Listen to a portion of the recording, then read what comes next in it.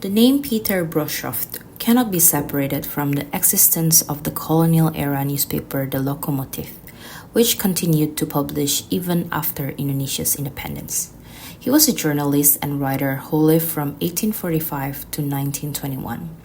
He is also known as one of the ethical political figures.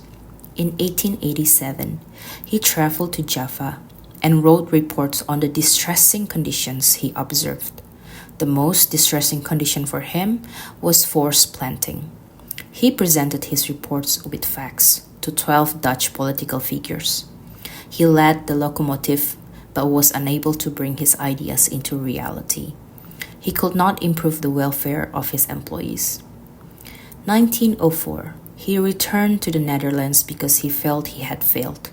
His final editorial, titled Pamitan dengan Orang Sakit, or Farewell to the Sick, was published in the LOCOMOTIEF on December 31st, 1903. This is a brief portrait of one of the Dutch press figures who sided with the native population. The LOCOMOTIEF was burned in Semarang, published in 1855 with the original company name De Groot & Co.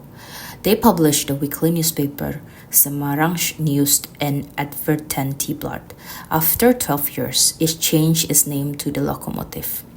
Many opinions state that the name change was related to the beginning of railway services in the Dutch East Indies, which started in Semarang. The name became more prominent and the newspaper became a daily publication in 1870.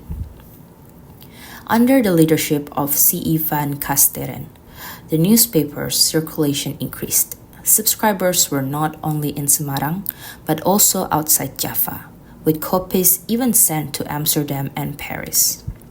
The newspaper was sent by steamship. However, the peak position was under P.A. Dom. Under his leadership, the newspaper aggressively criticized the Dutch East Indies government. In 1885, the newspaper even directly clashed with Governor-General Owen Rees, leading to the colonial official ordering the closure of all newspapers' offices. However, before it was closed, the company leader Scheltema secretly moved one printing press. The next day, the LOCOMOTIEF continued to publish under the new name, the New LOCOMOTIEF. This move certainly angered the authorities.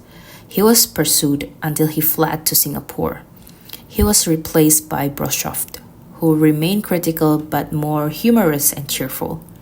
The newspaper's content was not as sharp, but still defended the native population. The newspaper office, located among bank and business offices, appeared the most rundown. Unfortunately, in 1926, many of the newspaper staff were influenced by communism. Many subscribers stopped their subscription. The newspaper's orientation was corrected, and it returned to voicing conservative nationalist thought until the outbreak of World War II.